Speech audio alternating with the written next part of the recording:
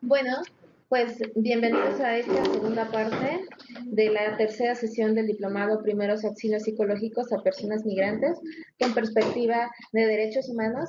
La sesión de hoy es una sesión de lujo, pues la primera parte fue eh, una ponencia por parte del Alto Comisionado de Naciones Unidas para los Refugiados y ahora le toca el turno a Sin Fronteras. Sin Fronteras es una organización civil que desde hace muchísimos años trabaja el tema de refugiados, solicitantes de asilo y bueno, ahorita Diana nos va a explicar de manera mucho más amplia a qué se dedica Sin Fronteras.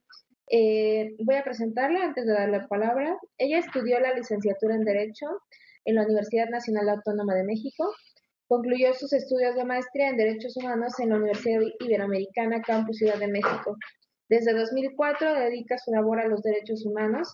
Ha sido coordinadora del Grupo de Migrantes y Refugiados de Amnistía Internacional, Sección México, y fue parte del área de defensa del Centro de Derechos Humanos Miguel Agustín Pro. Desde hace 6 años forma parte de la organización civil Sin Fronteras que trabaja a favor de la población migrante y refugiada en nuestro país. Ha brindado diversas capacitaciones en el tema migratorio a organizaciones de la sociedad civil, albergues, estudiantes, autoridades y al público en general. Muchísimas gracias, Diana, por acompañarnos. Adelante, tienes la palabra.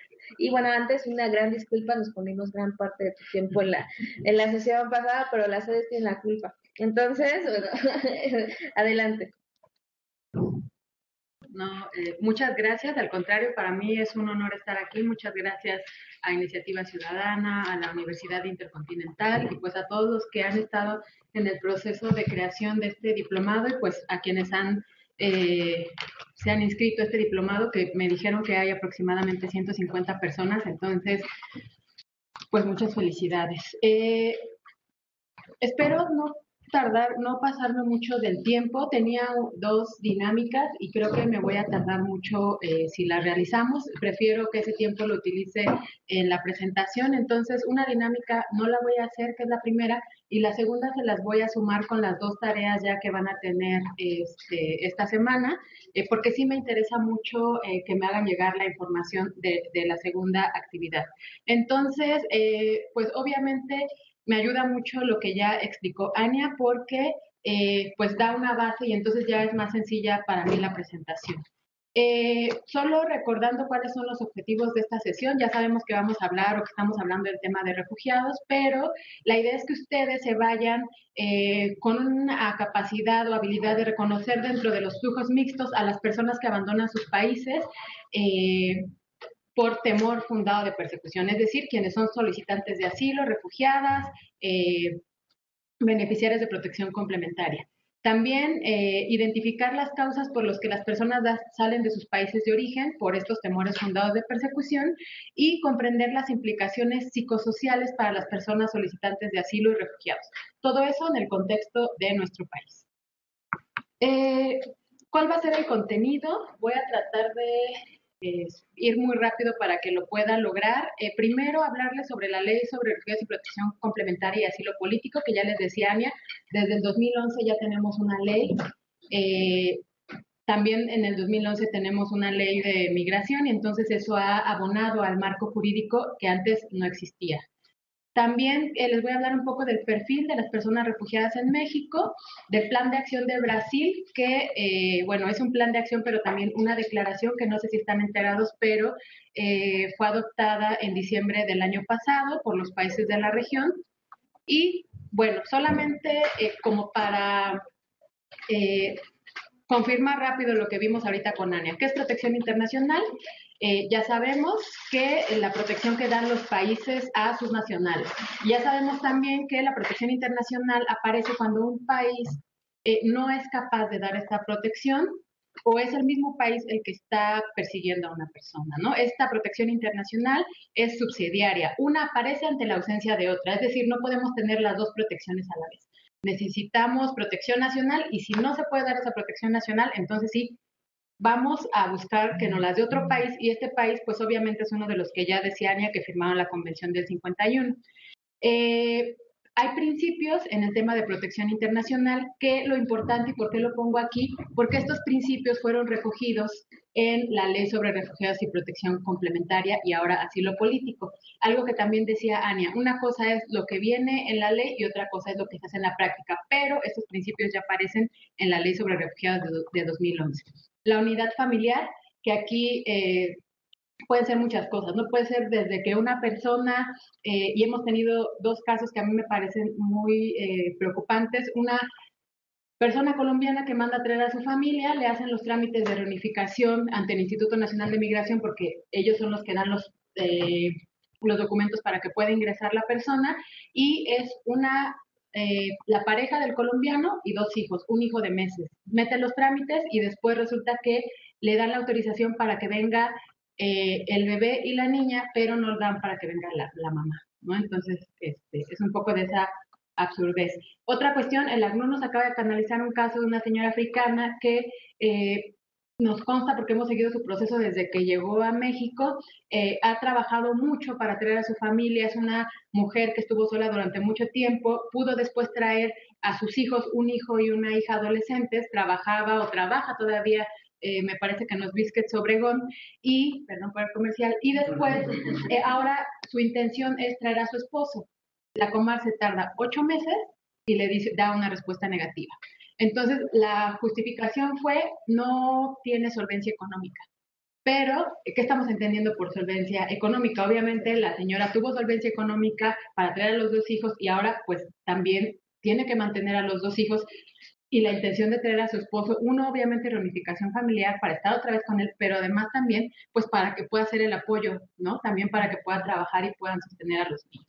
Entonces, ahorita estamos viendo cómo vamos a trabajar ese caso.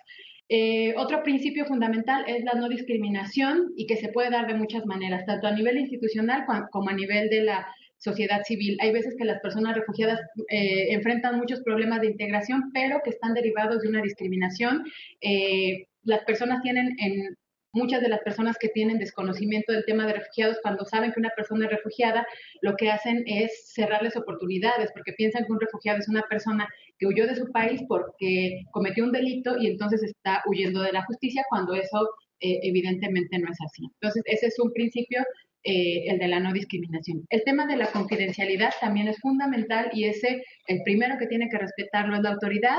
El Comar y el Instituto Nacional de Migración saben que no pueden difundir información sobre quién está solicitando protección internacional. ¿Por qué? Porque puede ser que quien está persiguiendo a la persona pueda llegar hasta el país donde está pidiendo la protección internacional, que también nos ha pasado, y creo que los compañeros de Chiapas pueden dar fe de esto. La persecución ha llegado hasta los países de destino, ¿no? Entonces, por eso el tema de la confidencialidad es muy importante. Para el caso de los refugiados es doblemente importante.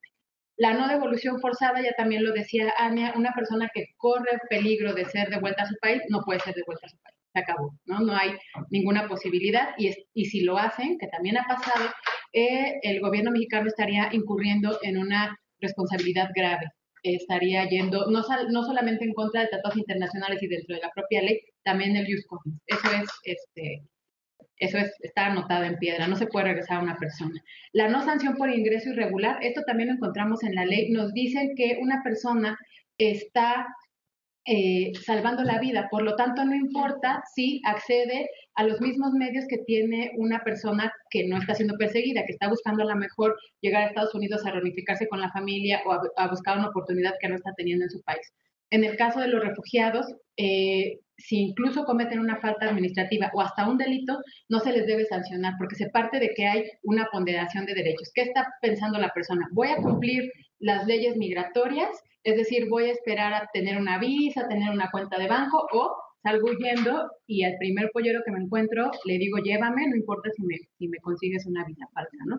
Esto está en tratados internacionales, también lo recoge la Ley sobre Refugiados y Protección Complementaria, porque se entiende que está la persona salvando la vida, ¿no? Y entonces que tiene que acudir a veces a estos medios que no necesariamente están acorde con la ley, pero que de no acudir a ellos podría estar siendo asesinada la persona o torturada, etcétera. Esto también ha sido muy complicado, que se pueda de alguna manera ejercer en la práctica. ¿Por qué? Porque no nada más Comar tiene que estar consciente de esto, tiene que estar consciente de esto un ministerio público cuando se encuentra una persona así y entonces la mandan por un documento falso. Y también tiene que estar consciente un juez. ¿Por qué? Porque si el Ministerio Público le consigna a esta persona, pues el juez lo que va a hacer es llevar a cabo un proceso judicial y va a sentenciar a la persona. Y también nos ha pasado que hay personas refugiadas que han accedido a pasaportes falsos y que han sido condenadas a años de prisión porque no se tuvo en consideración que eran refugiados, a pesar de haber sido reconocidos como refugiados. El debido proceso, obviamente, es un principio que debe estar presente durante los procedimientos de reconocimiento y un trato más favorable. Luego, esto de la protección internacional, ya lo vimos también con Ania, quién es el que la brinda, que es un derecho humano. Y este es un cuadrito que le volé a una presentación a un compañero de Ania, que me encanta, que es la diferencia entre el asilo y el refugio.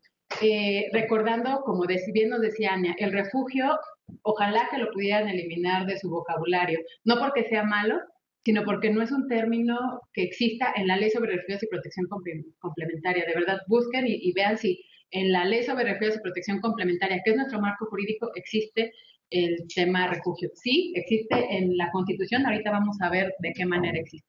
Pero el derecho al asilo, bueno, implica el derecho de admisión, de identificación, no detención, no devolución, acceso a derechos fundamentales, y lo que nos da o lo que resulta es que las personas tengan el reconocimiento de la condición de refugiados. Lo que van a encontrar en la ley es que se habla de las personas que solicitan no el refugio, sino el reconocimiento de la condición de refugiado.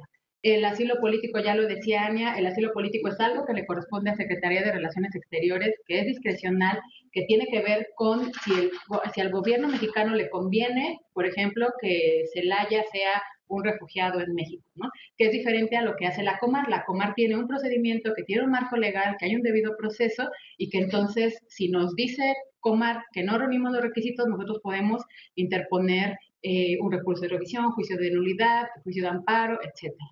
¿Sí? Entonces, a veces nosotros, quienes trabajamos con asilo, decimos que los asilados políticos son refugiados de segunda categoría, porque son refugiados al final del día y lo que pasa es que no tienen los mismos derechos que tiene un refugiado, ¿no? Pero cuando están ya en México, porque esto también, bueno, hay personas que ustedes saben que están en las embajadas solicitando, y que además es una figura que, por cierto, hace mucho tiempo que al menos en México no se utiliza, pero bueno, están en la embajada esperando que puedan ser reconocidos. Si son reconocidos como asilados políticos, lo que corresponde es que se pida un salvoconducto al país en donde se encuentra la embajada. Con ese salvoconducto llegan a México y entonces aquí ya técnicamente son refugiados. ¿Por qué?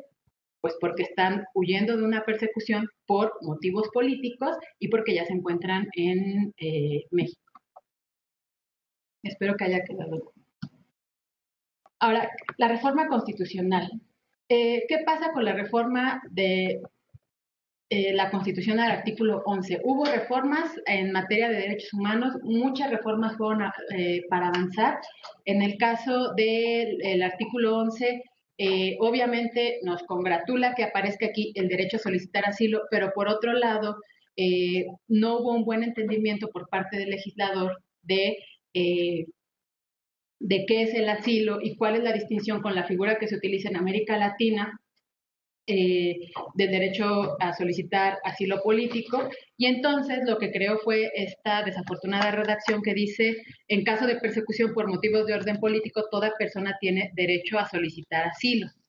Y, pero no nada más pide asilo quien tiene motivos políticos, sino quien tiene motivos religiosos, ya lo vimos también con Ania, raza, nacionalidad, etcétera, ¿no? Pero bueno, supongamos que quiere hacer esta distinción del asilo político que hace la Secretaría de Relaciones Exteriores, se lo concedemos. Pero la segunda parte, por causas de carácter humanitario se recibirá refugio. Esto no es así. Por causas de carácter humanitario, lo que da el gobierno mexicano es un documento por razones humanitarias. ¿Por qué? Porque los haitianos, cuando salieron del terremoto, estaban en una situación de carácter humanitario, porque las personas que son mutiladas por el tren, que también pueden acceder a este tipo de documentos, lo están haciendo por razones humanitarias, pero es diferente al tema de el asilo como derecho, que ya vimos cuáles son las 11 motivos. ¿Sí queda esto claro? En la ley vamos a encontrar, como ya les decía, todos estos principios. Un ejemplo, en el artículo 6 van a encontrar el principio de no devolución. Entonces, ningún solicitante o refugiado podrá ser rechazado en frontera o devuelto de cualquier forma al territorio de otro país donde su vida peligre por los motivos señalados en el artículo 13. ¿Cuál es el problema en la práctica? Que en fronteras es muy difícil. ¿Por qué? Porque en fronteras y, por ejemplo, pensando en puntos fronterizos o en los aeropuertos, no hay presencia de Comar, no hay presencia de ACNUR, hay capacitaciones a personal del Instituto Nacional de Migración que se encuentran en los aeropuertos, pero en la práctica las personas nos dicen que no les hablan del derecho, incluso rechazan a personas que podrían ser reconocidas como refugiados. Entonces, ese es un gran desafío que existe en esta materia.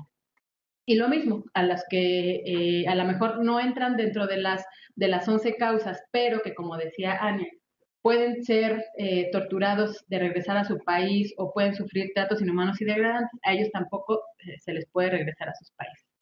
El artículo 7 de la ley nos dice este tema de la no sanción por ingreso irregular, no se impondrá sanción por motivo de ingreso irregular al refugiado extranjero que se le otorgue protección complementaria. Estamos hablando de dos tipos de sanciones. La sanción administrativa, es decir, no se le va a imponer una multa, como se hace a lo mejor a las personas que se van a regularizar por primera vez que tienen que pagar una multa por haber violado una ley administrativa, pero también no va a haber sanción penal. Esto es, pues no van a ser condenados por un delito. Por ejemplo, en Estados Unidos es un delito entrar sin un documento migratorio, ¿no? Cosa que en México no pasa. También vamos a encontrar el principio de unidad familiar y el que llamado reconocimiento por derivación, que nos dice al cónyuge, concubinario, concubina, hijos, parientes consanguíneos hasta el 4º grado, parientes consanguíneos del cónyuge, concubinario, concubina hasta el 2º grado, que dependan económicamente del solicitante principal, que de igual forma se encuentren en el territorio nacional con el solicitante, se les reconocerá por derivación la condición de refugiados. Es decir, si una persona es perseguida a lo mejor por la Mara y puede traerse a la familia, pues los niños o la esposa no tiene que acreditar que ella también es perseguido, que los niños son perseguidos. Por el simple hecho de que persigan a un integrante de la familia, se entiende que los demás también son refugiados. Esto no sé si lo alcanzan a ver, pero es a grandes rasgos el procedimiento que deben llevar las personas ante Comar. Este es como el que es sacado de la ley, ¿no? El solicitante ingresa la solicitud a más tardar 30 días hábiles a la llegada del país ante la Comar o el Instituto Nacional de Migración. Hay oficinas de Comar en 3 estados de la República, en Veracruz, en Chiapas y en el Distrito Federal. En todos los demás donde no existe, el Instituto Nacional de Migración está facultado para coadyuvar a la Comar, recibir estas solicitudes y entonces hacérselas llegar a Comar. Y lo que es un poco preocupante es este término de 30 días hábiles. O sea, una vez que una persona llega al país, solo tiene 30 días hábiles para pedir que pueda entrar o iniciar el procedimiento. ¿Cuál es uno de los principales problemas con los que nos hemos enfrentado? Nosotros les llamamos, o bueno, creo que la ley les llama solicitudes extemporáneas, las personas que pasan de este límite de los 30 días. Y esto no es tan difícil, ¿por qué? Porque hay gente que ni siquiera tiene idea que puede solicitar el reconocimiento. Hay personas que pueden llegar hasta, no sé, San Luis, Tamaulipas, y no saber que ellos pueden acceder, y hasta otro tipo de cuestiones. Nos encontramos un caso de un señor que estuvo hospitalizado porque el tren se accidentó en el tren, estuvo en cirugías y demás, entonces pues él pudo pedir varios meses después, y eso era más cuestión, pues imposibilidad física, ¿no? Pero bueno, lo que nosotros hacemos desde el área de solicitantes de asilo que tiene Sin Fronteras es litigar estas solicitudes extemporáneas. Hay algunas que sí nos han resultado, hay otras que no, pero entonces en caso de que no nos quedamos con el recurso de revisión, sino que nos vamos a juicio de nulidad. El problema, como ustedes se podrán imaginar quienes son abogados, es que entrar a un juicio de nulidad puede llevarnos hasta 2 años, ¿no? Entonces, imagínense lo que puede ser 2 años llevar un juicio para que te admitan la solicitud, ¿no? Entonces es complicado. Comar emite la constancia de trámite, el solicitante asiste semanalmente ante la Comar o al instituto a firmar para que no se entienda que está abandonando el trámite. La Comar realiza una entrevista, una persona especializada lo hace. Ya les decía Ania que se pide a la Secretaría de Relaciones Exteriores una opinión sobre qué es lo que está pasando en el país de origen de estas personas. Comar emite la resolución fundada y motivada y aquí pues puede haber de dos, o te reconocen o no te reconocen. Si te reconocen, pues ya ahí se acaba el procedimiento, te dan un documento migratorio con residencia permanente, que es una de las buenas prácticas que tiene en este momento el gobierno mexicano, y es que el documento no es temporal como en otros países, sino que una vez que tienes el documento, pues ya no tienes que estarlo renovando. Y si te niegan el reconocimiento, se hace el análisis de si puede ser protección complementaria o no. Si no hay la posibilidad, pues entonces te notifican y ya tienes tú ahí el tiempo para interponer un recurso de revisión. Si te otorgan la protección complementaria, pues te dan lo mismo, un documento de residencia permanente. Esto es en la ley. En la práctica, esto que les voy a pasar es un documento interno que estamos trabajando, no está cerrado, pero para que ustedes se den cuenta o se den una idea de qué es lo que la persona tiene que saber y que es muy complicado que una persona sepa, ¿no? Acudir a las oficinas de Comar y manifestar deseo solicitar asilo. Bueno, esto es como lo ideal, ¿no? Sabemos ya que las personas no necesariamente van a manifestar eso. Y también, nota al pie, esto no está pensado en las personas que están en detención, porque las personas que están en detención, si piden el reconocimiento estando en detención, tienen que permanecer ahí hasta que Comar pueda concluir el trámite. Y aquí también estamos hablando de que la ley nos dice que hay 45 días y hay una prórroga de 45 días. Entonces ahí la cosa ya cambia.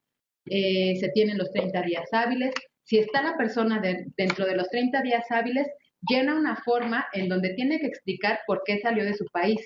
Ahora le llaman como una oficina de primer contacto. O sea, llegas a la Comar, pasas a esta oficina y entonces llenas un cuestionario largo. Te dan una o le dan una constancia a la persona con una fotografía en donde dice que la persona inició el procedimiento, y con esa constancia la persona se puede, pues de alguna manera, prevenir que el Instituto Nacional de Migración intente deportarlo si es que lo detienen y le piden el documento. Y con esa constancia, la persona puede pedir el documento que llamamos, ahora se llama documento por razones humanitarias. Este es su derecho. ¿Cuáles son las letras chiquitas también de esto? Aunque lo dice la ley, es que no a todos se los tramitan. A unos se les tramitan y a otros no. Entonces, a quienes no, nosotros lo que hacemos es meter el trámite. Si está fuera de los 30 días, lo citan 3 días. Una vez, si estás fuera de los 30 días y llevas tu solicitud, te citan a los 3 días para decirte que estás fuera de tiempo. Te dan 5 días para probar por qué no pudiste acudir a la Comar. Debes llevar como prueba, esos son ejemplos, porque son casos de casos que nos han sucedido. Con recibos médicos y una relación día por día de todo lo que ha hecho desde que llegó a México. O sea, de este tamaño, ¿no? Y te darán una resolución, admiten o rechazan tu solicitud. Nos llama la atención, por ejemplo, que en la resolución o en una de los acuerdos de la Comar es que tienes que explicar por qué te fue materialmente, o sea, debes de probar o aportar elementos de prueba de por qué materialmente te fue imposible acudir antes de los 30 días. Pero si simplemente es desconocimiento, ¿cómo vas a dar una prueba material de que tú no sabías que tenías ese derecho, ¿no? Entonces, es una de las cosas que se están peleando en juicio. La tramitación, que lo ideal son los 45 días hábiles. Debes firmar cada semana, de preferencia los lunes. Te dan cita para entrevista. La entrevista es el momento más importante de la solicitud. Debes relatar con todo detalle a qué te dedicabas en tu país, con quiénes vivías, qué te motivó a salir del país, quién te persigue y por qué te persigue, por qué no te fuiste a otro lugar del país, por qué no acudiste a la policía, o qué pasó si acudiste a la policía, qué pasaría si usted regresara al país. Esto que les estoy diciendo no nos lo estamos sacando de la manga, como les decía, sino que responde a el área de solicitantes de asilo a través de, bueno, 2 abogados, ahora uno, han estado presentes en las entrevistas. Entonces, esto es grandes rasgos lo que ahí seguro les preguntan. Hay entrevistas, y nos pasó hace algunos años, de 6 horas. Entonces, imagínense, días después de la entrevista entregan una transcripción de la entrevista. Asegúrese que sea exactamente igual a lo que dijiste, exige una copia de esta transcripción. Durante este tiempo puedes presentar pruebas, igual puede ser no son limitativas, notas de periódico, notas de internet, fotos, grabaciones, testimonios, ofrecer números telefónicos, recibos médicos, expedientes judiciales o notariales. Sugerencias. Si vas acompañado, pide por escrito que se entreviste a tu acompañante si consideras que él puede aportar información nueva. Si puedes, usted puede ver el expediente en cualquier momento, pídalo para ver cómo va su asunto. Usted puede pedir hablar con la persona que tiene su caso y le recomendamos que pida que la psicóloga de la comarca esté presente en su entrevista. Debe solicitarlo días antes de la entrevista. O sea, imagínense una persona que no tiene apoyo legal, si realmente va a poder con todo esto. Conclusión. La respuesta puede ser positiva. El solicitante es reconocido como refugiado. Positiva, el solicitante es reconocido como protección complementaria. Negativa, no es reconocido ni se otorga protección complementaria. Tienes 15 días hábiles para presentar un recurso de revisión. Los días cuentan desde que recibes y firmas la resolución.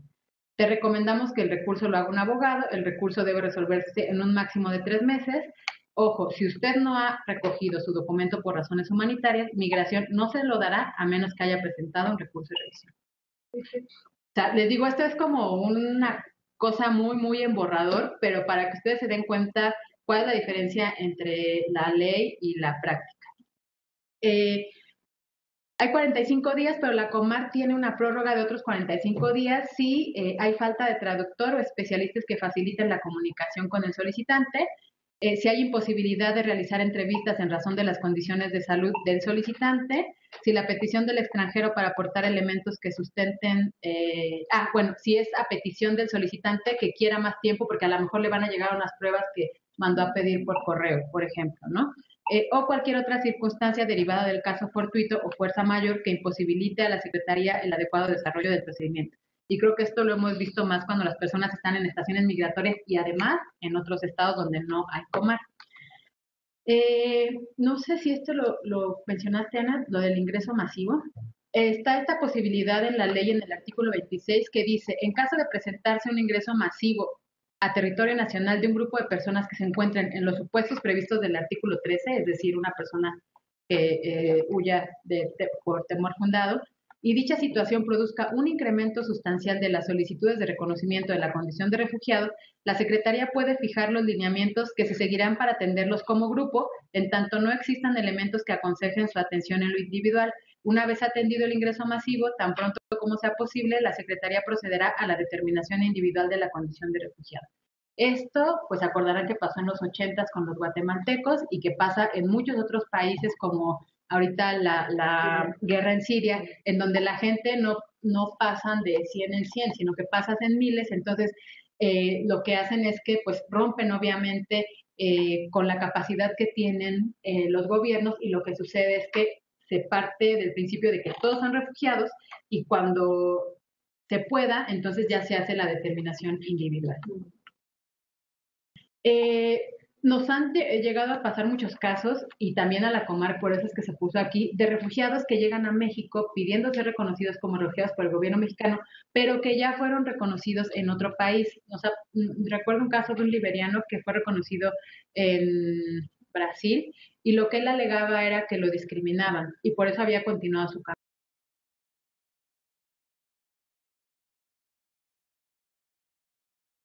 camino. Entonces, ¿qué pasa en eso? Que no gozaba de protección efectiva su internación como refugiado al territorio nacional.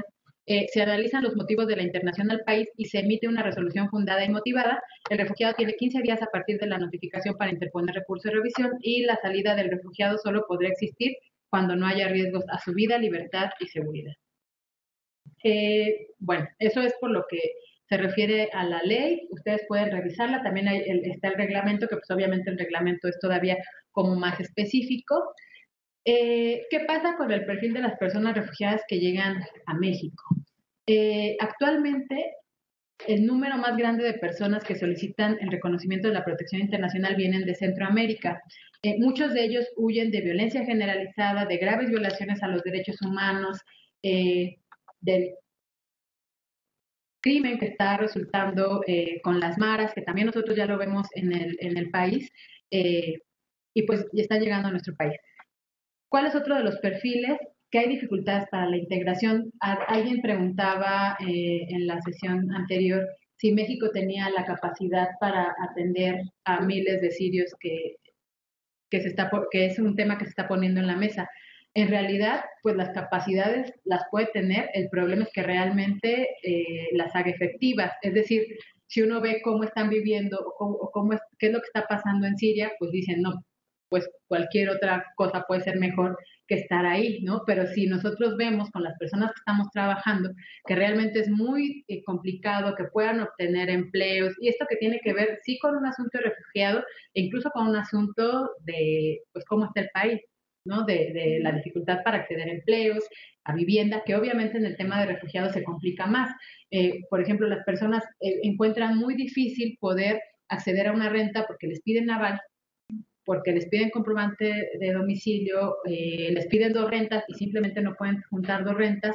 Entonces, es muy complicado el tema de la integración. Hay organizaciones que están trabajando en eso. Asylum Access es una de las que está también iniciando por ahí algunas estrategias para ver cómo se pueden integrar estas personas. Entonces, pues sí, lo ideal y lo acorde con la política mexicana es que se vengan los sirios, pero que se vengan no nada más como se vinieron los haitianos, ¿no? De aquí les abrimos las puertas, les damos documentos, pero después nos olvidamos de ustedes, sino que tiene que ser que tiene que venir acompañado de una política en donde se pueda dar no nada más el documento como refugiados, sino las posibilidades de integración. Actualmente la Comar no da la mayor parte de la asistencia humanitaria, la dan las organizaciones que, como decían, recibimos fondos de la ACNUR.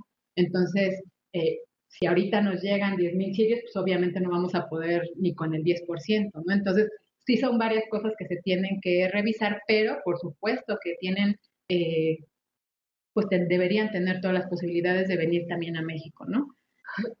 Otra de las dificultades es que el choque cultural no se maneja adecuadamente y eso se puede ver a muchas cuestiones, ¿no? A lo mejor cuestiones de apoyo emocional, que también creo que lo van a ver más adelante, por ahí de noviembre, ¿no? Van a venir a platicarles a ustedes específicamente de qué pasa con la salud mental, pero creo que eso es algo que también desde Sin Fronteras hay un área que se encarga específicamente del acompañamiento psicosocial y se encuentra con cosas muy interesantes, ¿no? Por ejemplo, las personas cuando llegan como con mucha energía, empezando una nueva vida, buscando trabajo, preocupándose por mandar remesas a su familia, y a lo mejor al año las personas se nos caen.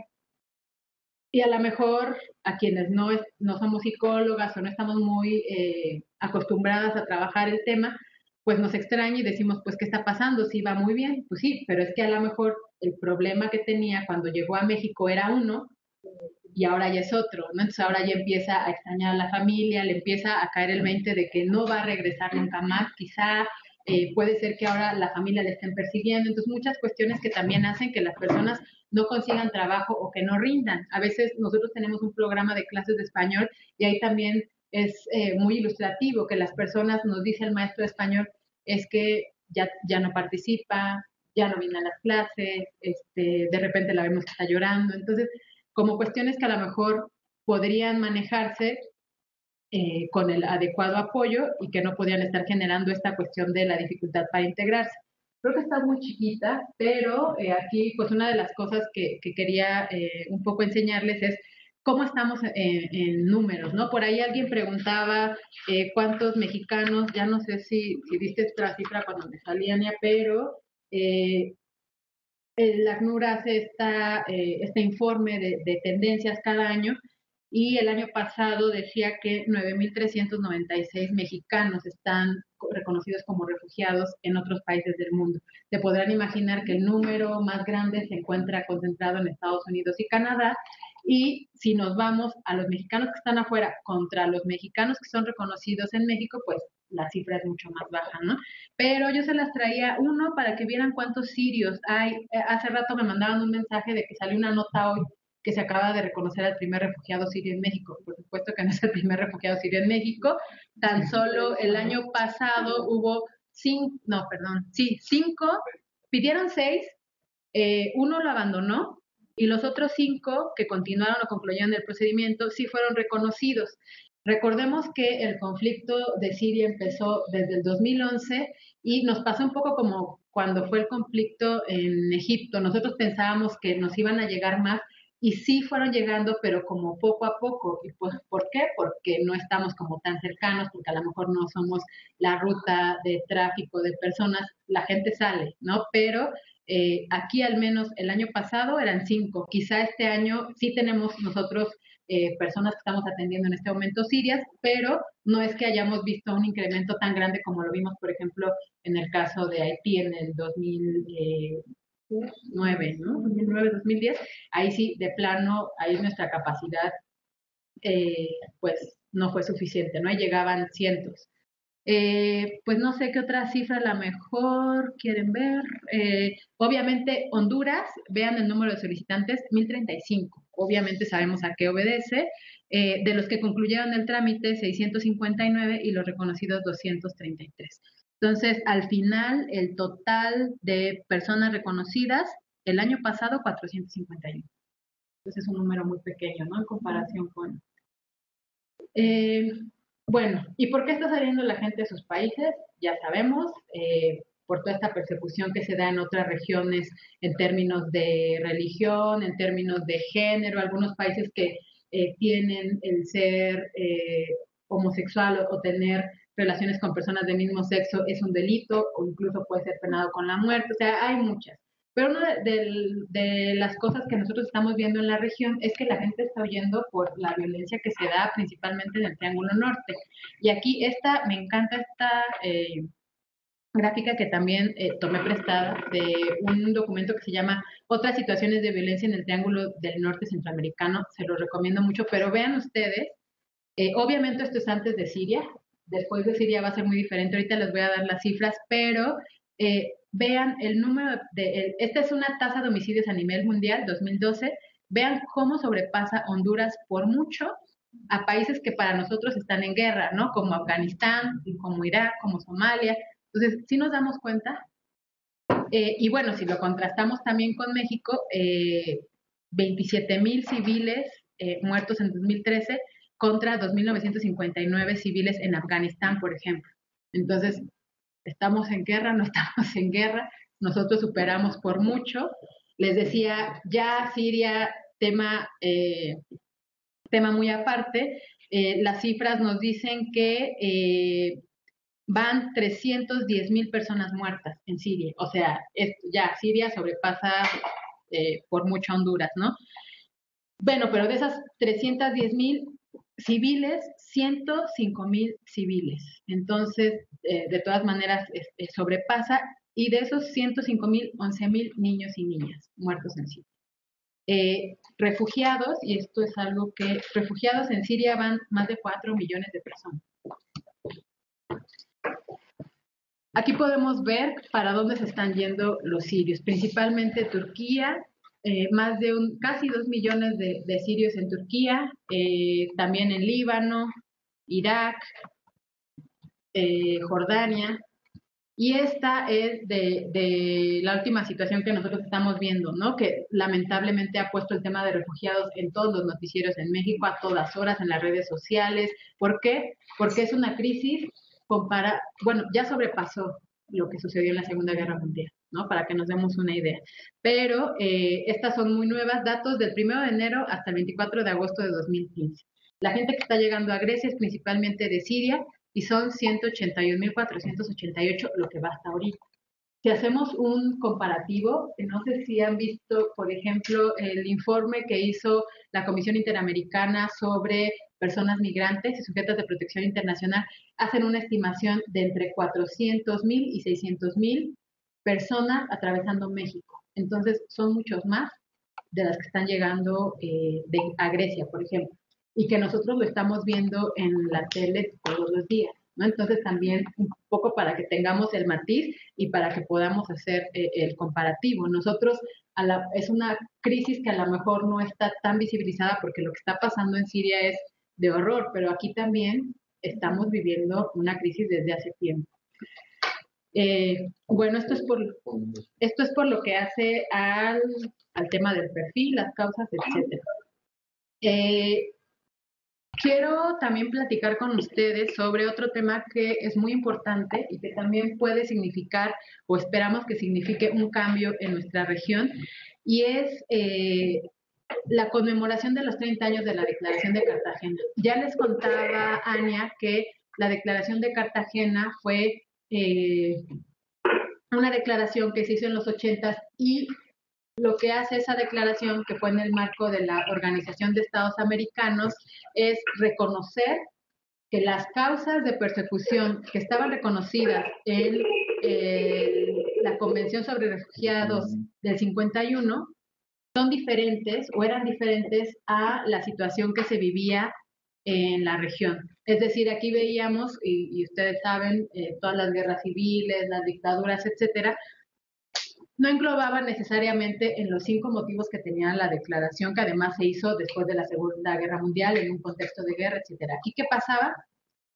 Había conflictos internos, había golpes de Estado, había dictaduras, y entonces la gente huía por otros motivos diferentes. ¿Cuáles eran los motivos? Ya también lo vieron con Ania, el tema de las violaciones masivas a derechos humanos, agresión extranjera,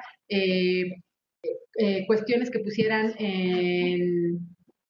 en peligro el orden público, etcétera. Entonces, lo que nosotros conocemos como Declaración de Cartagena es mucho más, pero lo que nosotros siempre retomamos es que se amplió la definición de refugiados. De haber 5 motivos, se convierten a 10 motivos y que esos 10 motivos se dan en razón de lo que estaba pasando en la región. No le falta uno, ¿no? No. Bueno, voy rapidísimo. Entonces, bueno, se cumplieron 30 años de la Declaración de Cartagena. También había un plan de acción de México que también se iba a actualizar de alguna manera. Y hay varios esfuerzos de sociedad civil, uno liderado de alguna manera por Asylum Access y Sin Fronteras, otro liderado por el ACNUR a través del Consejo Noruego para Refugiados. Lo que hicimos, ambos esfuerzos, fue recoger toda la información de sociedad civil a través de diagnósticos y a través de propuestas para que esta nueva declaración, a los 30 años de Cartagena, se emitió una nueva declaración que les decía fue en diciembre del año pasado, la declaración de Brasil, y junto con esa declaración se firmó también un plan de acción. Entonces, bueno, aquí ya no les cuento cuál fue como todo el camino que llevamos para finalmente en diciembre del año pasado adoptar la declaración de Brasil y el plan de acción. Solo quiero terminar diciendo que este plan de acción afortunadamente tomó varias de las cosas que nosotros estábamos poniendo en la mesa. Van a encontrar programas y esos programas son principalmente asilo de calidad, que lo que busca es fortalecer los procedimientos de elegibilidad. Otro programa que es Fronteras Solidarias y Seguras, que lo que busca es que pueda haber acceso efectivo en las fronteras a las personas que vienen huyendo por salvar la vida. Hay un programa de repatriación voluntaria, integración local, reasentamiento solidario, movilidad laboral. Hay un programa sobre desplazamiento, Observatorio de Derechos Humanos para el Desplazamiento, prevención, tránsito seguro, etc. Una de las dinámicas, ya para finalizar, una de las dinámicas que yo quería hacer con ustedes, ya les repartieron, me parece que la declaración del plan de acción, me gustaría que pudieran revisarlo con detenimiento. Se van a encontrar cosas muy interesantes como el reconocimiento de la situación que está viviendo Centroamérica, el reconocimiento de lo que está pasando en la región con las personas que no tienen nacionalidad, con los apátridas, cuáles son los desafíos que existen, y lo que me gustaría que ustedes hicieran es que a raíz de leerlo, ustedes me pudieran dar propuestas de cómo se imaginan ustedes que ese plan se pueda trasladar a México. Nosotros, y eso ya es otro comercial, las organizaciones que estamos dando seguimiento a esto desde el año pasado, nos creamos como un grupo articulador, México 2015, y vamos a trabajar junto con el gobierno y junto con el ACNUR para dar seguimiento y que no pase lo que lamentablemente pasó con el Plan de Acción de México, que fue un poco letra muerta.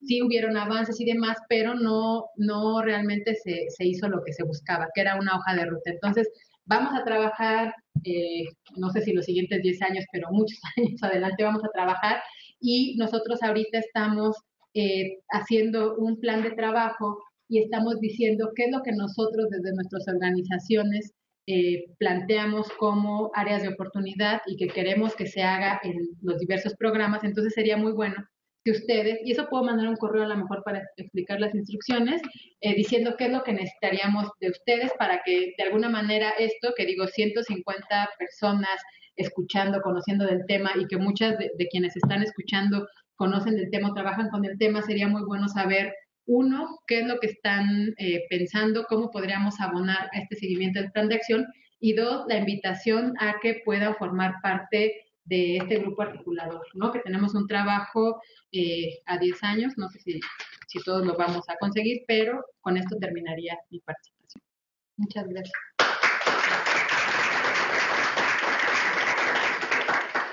Muchísimas gracias a ti, Diana. No sé cómo quieras que estructuremos la última parte de la sesión, si quieres hacer la dinámica de ponerme en los pies de un refugiado o abrimos la ronda de preguntas y respuestas. Yo creo que preguntas. ¿Sí? Bueno, ¿tenemos alguna pregunta en la sede? ¿No? Ya se quieren ir. Aquí, en la sede presencial. A ver, tenemos una pregunta aquí en la sede presencial.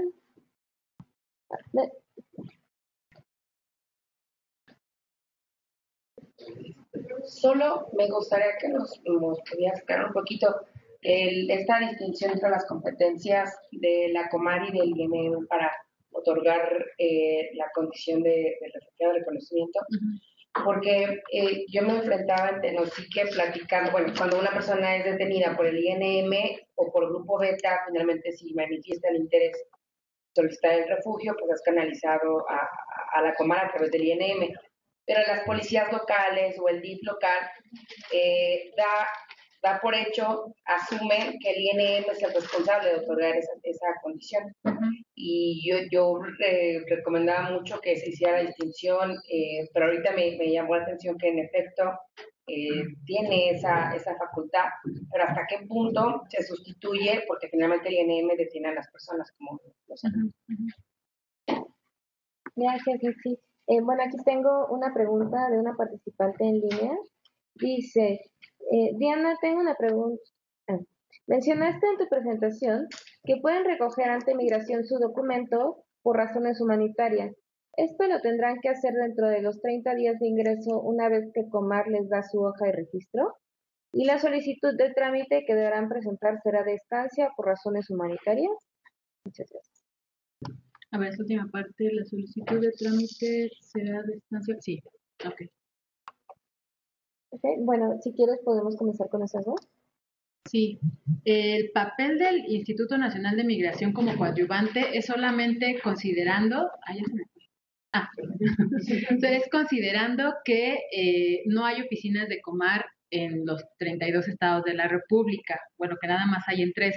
Entonces, es para los únicos efectos. O sea, el Instituto Nacional de Migración no va a entrevistar, el instituto no va a hacer un estudio de elegibilidad, nada.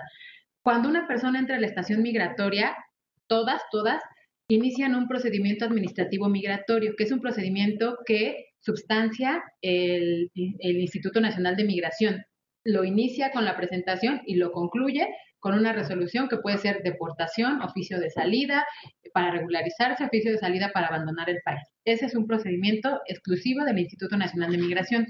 Cuando las personas estando dentro de la estación migratoria piden entrar al procedimiento, lo que hace el Instituto Nacional de Migración es que su procedimiento lo suspende y entonces entra la Comar a llevar a cabo su procedimiento. Entonces te digo, el instituto es coadyuvante en el sentido de que puede prestar, no sé, las oficinas para que la Comar haga las entrevistas. A veces, desafortunadamente, las entrevistas son por teléfono y entonces, pues, en las oficinas del INM, pero es para lo único. El instituto no tiene otro tipo de injerencia. Pero ¿qué tiene que hacer? ¿O qué es lo que lamentablemente, según la ley, tiene que hacer el instituto? Esperar hasta que la Comar resuelva. Y esta resolución, como les decía, puede ser 45 días o puede ser 90 días si hay prórroga. Una vez que ya definió Comar, si te reconoce o no reconoce, este procedimiento continúa. Y si te reconoce, bueno, el procedimiento es que te dan oficio de salida para que te regularices como refugiado. Si es negativa, entonces el procedimiento sigue y lo que puede hacer migración es deportarte, si es que tú no metes un recurso. Y ese recurso obviamente lo vas a tener que enfrentar estando en la estación migratoria. ¿Qué pasa cuando las personas están afuera? Y que nos pasó justamente en Tenosique hace algunos años, como en el 2012. Llegamos y nos dijeron en el albergue, hay una familia del Congo que desea ser reconocido como refugiado. La acompañamos a la estación migratoria de Tenosique y lo que nos dijeron, o más bien lo que le dijeron a la familia, era, sí, aquí les aceptamos su solicitud, pero pásale, aquí va a estar mejor. Aquí va a tener comida, va a tener techo, etcétera, ¿no? Entonces, eso no debe ser así. Ese día nosotros íbamos acompañando, pero si no hubiéramos ido acompañando, y creo que después le siguió pasando por lo que platicamos con Jai Tomás, este asunto de querer meter a las personas en estación migratoria. Otra cuestión que decías, ¿qué pasa con las otras policías? Según la ley, todas las autoridades, todas, 3 niveles de gobierno, no importa, tienen la obligación de que una vez que se enteran que una persona puede ser refugiado o que necesitan entrar al procedimiento, tienen que ser canalizadas a Comar. En la práctica, ¿qué sucede? Los únicos que saben es Comar y si acaso algunas personas del Instituto Nacional de Migración. Hay gente del instituto que no conoce la ley sobre refugiados. Bueno, nos ha pasado que incluso del instituto no conocen ni siquiera el programa de regulación migratoria y se lo tocó a Rebeca, ¿no? Entonces, realmente lo que hace falta es que te baje la información y eso es lo que también estamos pidiendo a la Comar. ¿Cómo vas a bajar toda esta información o al propio instituto? ¿Cómo bajas la información a toda tu gente para que este derecho sea efectivo? Porque pues sí hay alguna que otra autoridad de repente que canaliza, pero son los menos, no son todos. Sobre el documento por razones humanitarias, con el documento que nos da Comar o que les da Comar, ya con ese hay que acudir a migración. Hay otros requisitos, no es el único requisito, pero con ese ya hay que ir y va a seguir el trámite normal de cualquier otro documento por razones humanitarias. Te van a mandar a que comparezcas, te pedirán fotos, etcétera, ¿no? No te piden pago porque no cuesta, pero el tiempo que dure o el trámite está definido por migración. ¿Qué es lo que nos pasa lamentablemente? Que nosotros metemos el trámite y antes de que migración decida si da o no el documento por razones humanitarias, Comar le dice a la persona, no eres reconocido como refugiado, entonces el instituto pues ya no da el documento. ¿A qué nos enfrentamos? Metemos recurso de revisión, metemos juicio de nulidad y entonces otra vez vamos a decirle, mira migración, si la persona sigue siendo solicitante de asilo, pero el instituto nos pide o copias de la demanda, se va obstaculizando, pero el derecho por ley está. A ver. Yo tengo una duda. Por ejemplo, a ver si mencionaba. Perdón, es que para las redes remotas. Bueno, esto es para los de línea. Sí. En el caso de las zonas que son fronterizas, por ejemplo, ahorita mencionaba lo de Tenosique, pues apenas recientemente igual las compañías que están por allá nos puedan como apoyar en fundamentar esto. Se dio una temporada donde hubo muchas solicitudes de asilo y de refugio que fueron rechazadas y en consecuencia se les emitió un salvoconducto temporal para libre tránsito únicamente en Tabasco. Esto lo comento en la situación de que hay familias, hay grupos o migrantes así solas que están llegando a Ciudad de México o a otros puntos cercanos aquí a la zona centro del país y que están amparándose con ese documento que en realidad no les funciona. Ahí al momento que lo presentan ante alguna autoridad, le dicen que no es válido porque justo sale de la jurisdicción del permiso, ¿no? Siendo que se le está como, de ellos en la solicitud rechazada de refugio, están como buscando la visa humanitaria. En ese tipo de casos, ¿cómo se podrían canalizar o de qué manera se podrían llevar? Digamos, porque son casos de familias completas, menores, niños, niñas, adolescentes no acompañados, etc.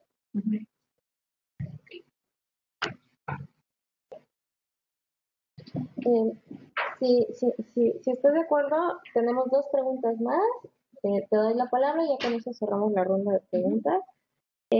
La primera es de Gustavo Monzón. Gustavo Monzón es de nacionalidad guatemalteca, pero tapatío de corazón. Entonces, nos dice, hizo una pregunta que va para ti y para Ania y habla sobre el estatus de refugiado. Dice que donde él está participando en este momento han recibido muchas hermanas y hermanos quienes por sus testimonios, incluso aportando evidencias necesarias, son candidatos potenciales a recibir estatus de protección y refugio. Por ejemplo, las y los jóvenes, niñas y niños huyendo de las maras.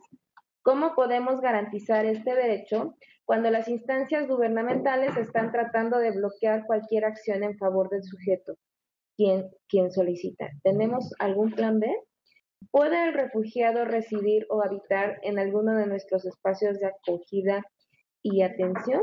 Y bueno, la siguiente pregunta es de Ixtepec, nos la pusieron por aquí por escrito. A Ixtepec lo tenemos aquí en el teléfono porque la conexión en Ixtepec en general de internet es muy variable. Entonces vamos a probar dándole la palabra a Ixtepec, y si no funciona yo leo las preguntas. Adelante, Ixtepec, tiene la palabra.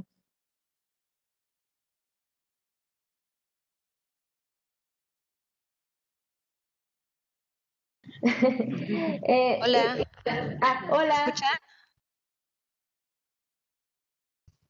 Ok, nosotros los escuchamos muy poco, pero bueno, o sea, son dos preguntas que Diana había comentado acerca de la posibilidad de solicitar la visa humanitaria cuando ya están en recurso de revisión, pero ¿nos podría repetir la respuesta porque no escuchamos bien?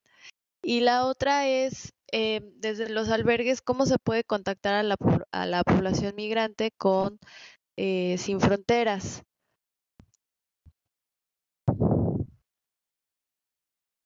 Nogales, que ellos ya habían solicitado la palabra.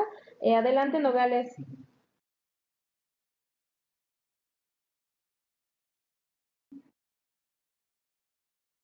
¿Sí está Nogales? Ahí está. Hola, yo quiero saber qué implica la protección complementaria,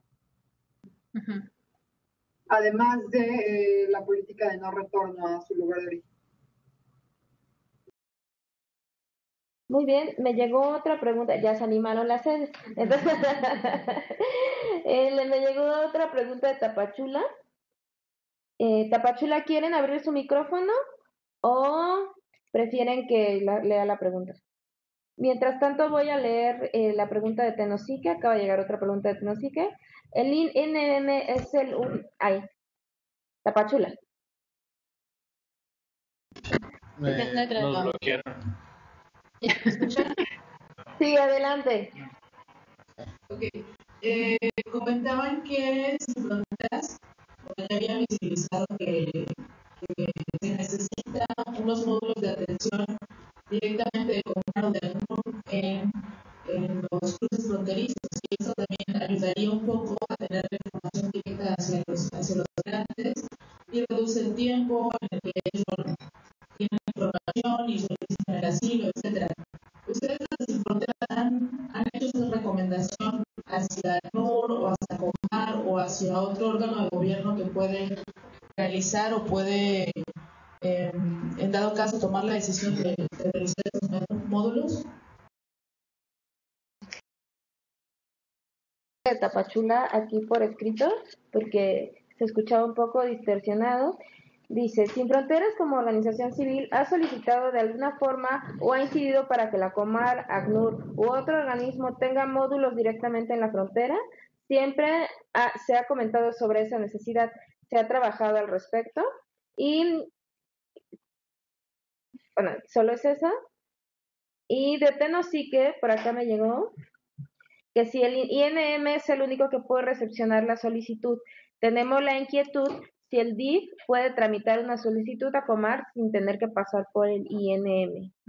El DIF o cualquier otra institución puede canalizar, no tramitar una solicitud, o no es lo mismo. Nada más quiero hacer un comercial ahí. En Tenosique tenemos a varios funcionarios del DIF que trabajan directamente con atención a personas migrantes, y yo creo que alguna de estas personas fue quien... ¿Caléxico? ¿Se animó? ¿Es por escrito? A ver, ¿nos recibes una última de Caléxico? Ok. ¿Qué calidad migratoria obtienen los refugiados y las personas que obtienen protección complementaria? Muchas gracias, Lana. Bueno, a ver si le entiendo a lo que escribí. Sobre la pregunta que hacían de el tema de que no pueden abandonar el lugar en donde piden entrar al procedimiento.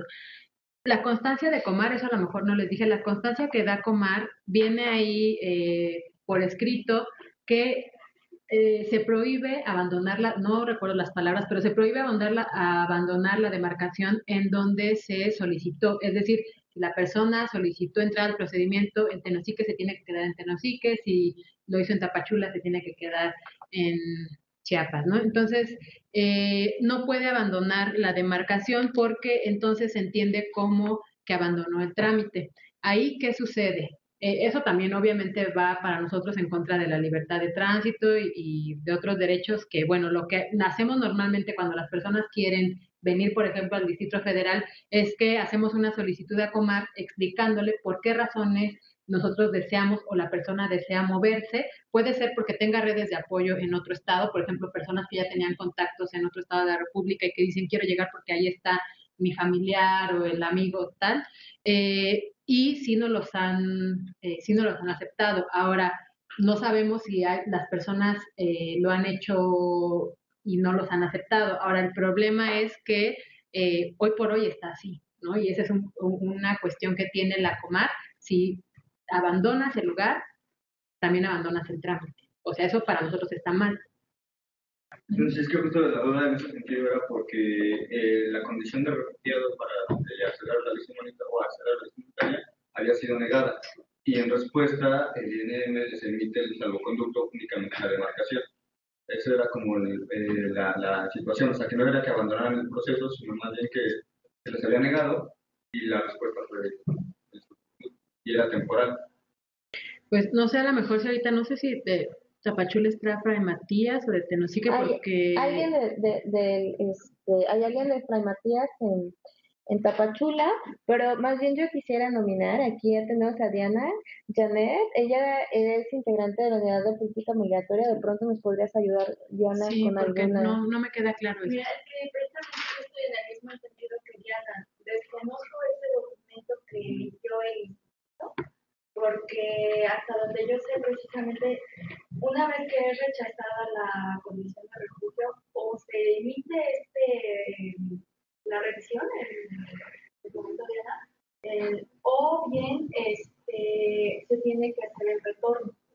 Entonces, oficio de salida, a lo mejor será lo que les dieron. Es lo que supongo que entregó, porque no hay otro documento o ese salvoconducto que mencionas que pueda entregar.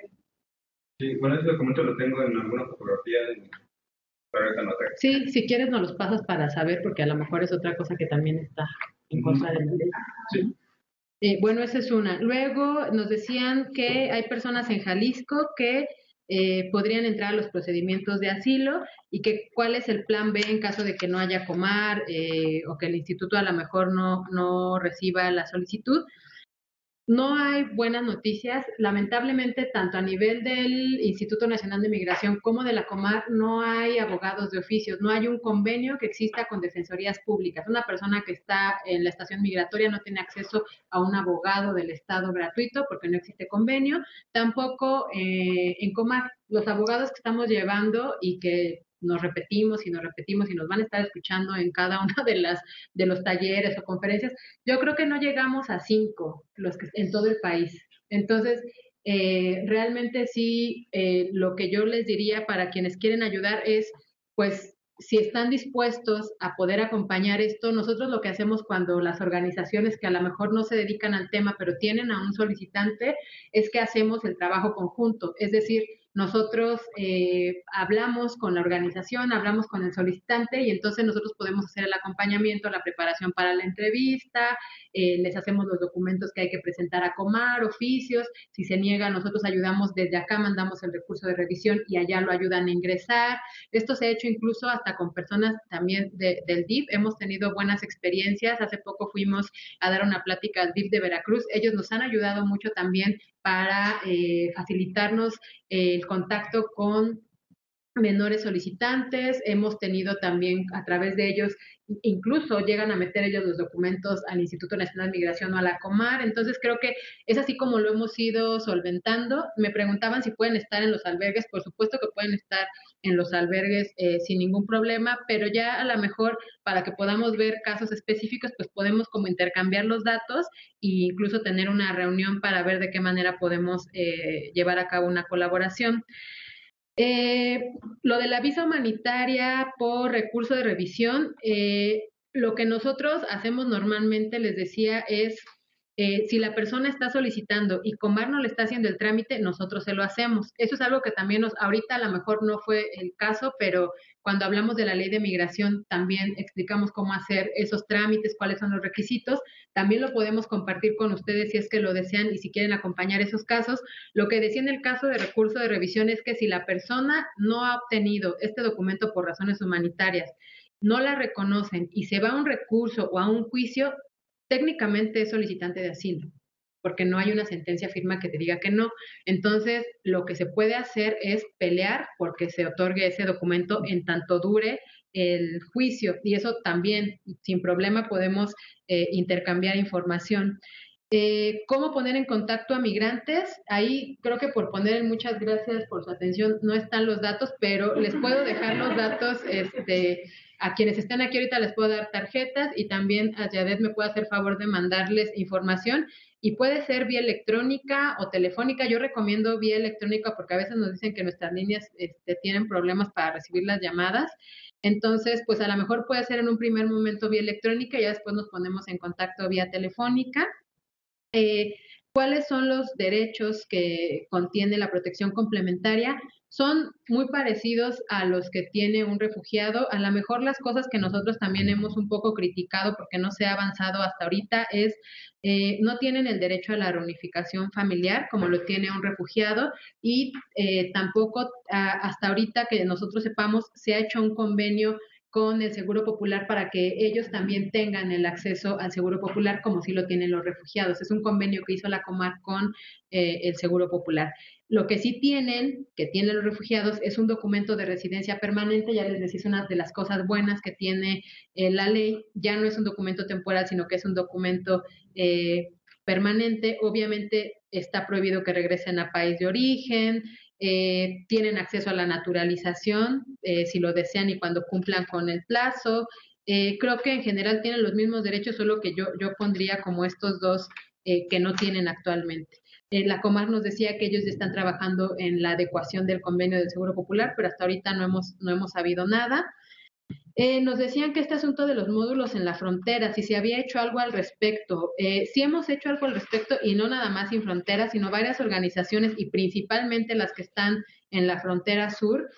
A raíz de la adopción del programa Frontera Sur, creo que una de las cosas que se decían era como que iba a haber más presencia de ciertas autoridades en estos puntos de acceso, y lo que decían las organizaciones, y te decía varias organizaciones, es sí, está bien que esté Hacienda, está bien que esté Policía Federal, pero necesitamos que esté Comar, necesitamos que esté ACNUR, etcétera. Y en este proceso de la declaración de Brasil y del plan de acción de Brasil, lo que ya no dije, que qué bueno que me van a dar oportunidad, es que se hicieron consultas a nivel de México, que después se hicieron consultas subregionales, que después se hicieron consultas a nivel de región. Nosotros participamos primero obviamente en la de México, después en la subregional de Centroamérica y finalmente en una que se llevó a cabo en Nicaragua, y todo el tiempo, y repito, no es Sin Fronteras, sino es todo el grupo de organizaciones, estuvimos diciendo la necesidad de que en puntos fronterizos exista información, pero que también exista la presencia de estas instituciones. Y si ustedes revisan el plan de acción en Fronteras Solidarias, ahí van a encontrar afortunadamente esta necesidad.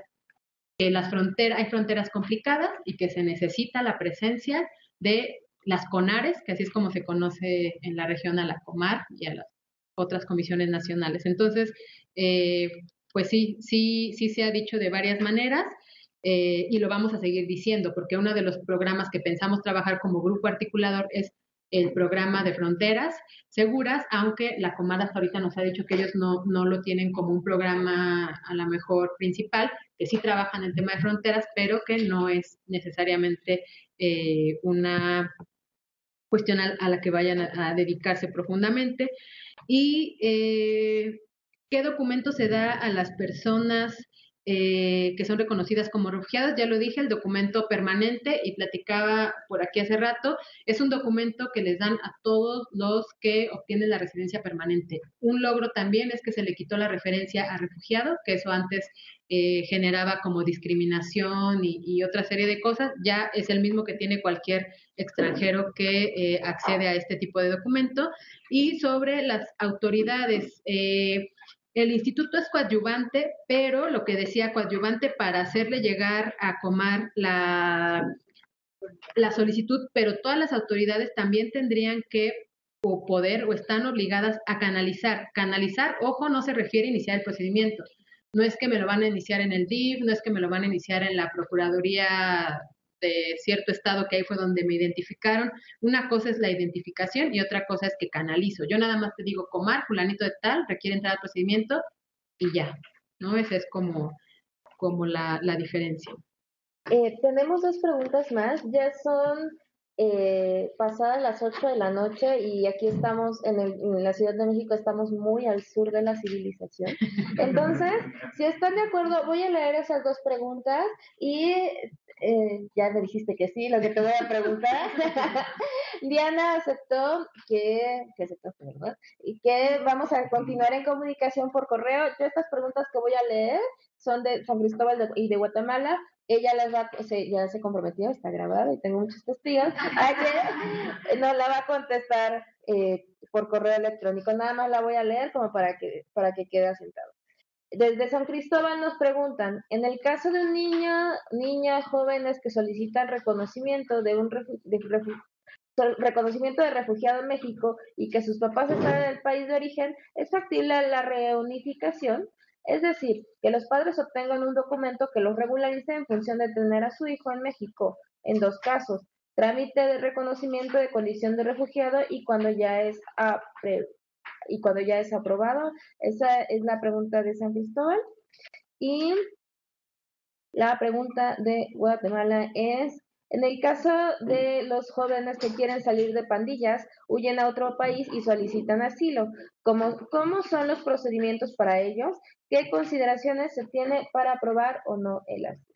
Y bueno, una vez leídas estas preguntas, pues quisiera agradecerte, Diana, que nos hayas acompañado hoy. Como puedes ver, tanto tu sesión como la parte que le tocó a Ania fueron muy taquilleros, fueron las sedes aquí en la parte y también en la sede presencial.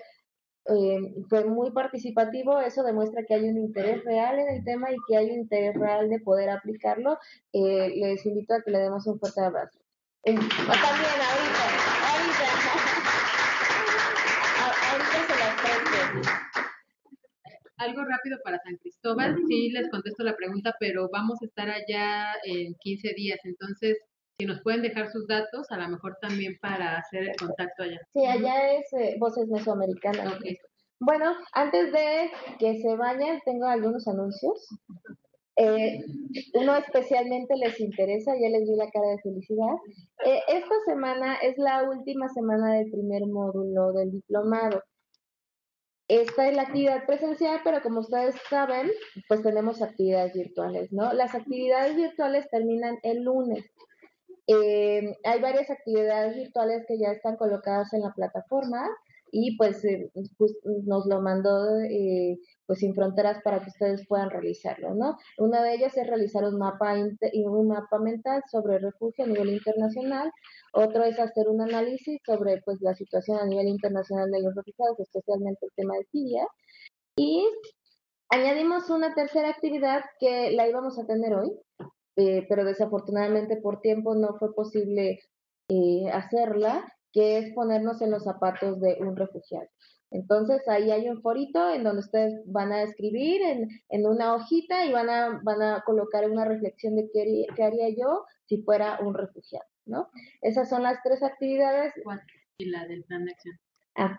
A ver, la del plan de acción se los voy a explicar.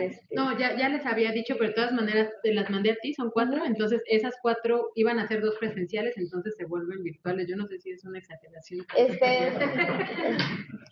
Bueno, lo del plan de acción. Puede ser que escojan 2 de todas. No, lo del plan de acción lo vamos a dejar pendiente. Ahorita solamente tenemos mapa mental, ensayo Y para mañana todas las sedes en todos los rincones tienen chats de cierre de módulo. Si su facilitador no les ha escrito, ustedes escríbanle.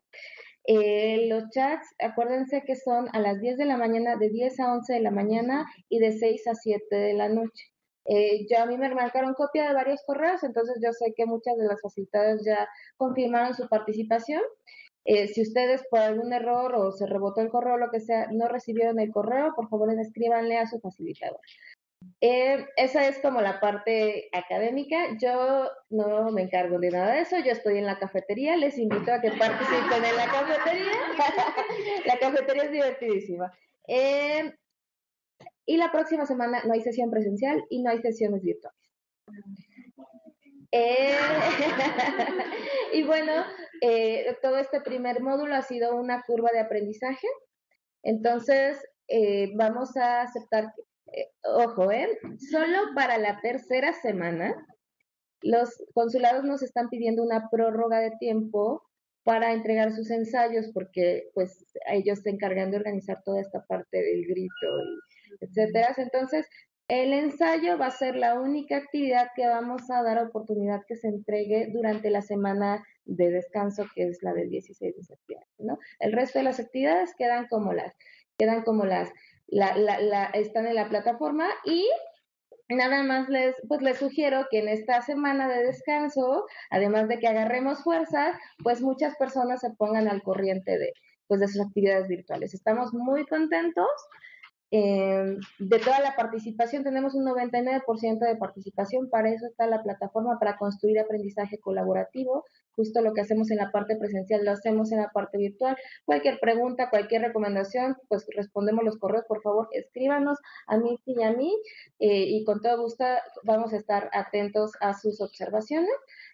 Un par de avisos parroquiales, eso ya es para aquí la sede presencial, entonces pues yo no sé si quieren entrar ahí los de la sede virtual, pero aquí en la sede presencial estamos dando unas credenciales para el fácil acceso a la WIC. Algunas de ustedes ya las tienen, son las personas que entregaron dentro de su formulario las fotos. Si no pusieron su foto, entonces no pudimos hacer la credencial. Por favor, envíen su credencial. Quienes no hayan recibido hoy hoy el plástico, para que la tramitemos de aquí a dentro de 2 semanas. Esa es la primera parte. Y la segunda parte es que Anity tiene algunos kits de regalo, entonces allá se los va a entregar a las personas que faltaron, que están confirmadas aquí en la sede presencial. Y bueno, pues no me queda más que desearles felices fiestas patrias y que no se olviden de sus actividades virtuales. Hasta luego.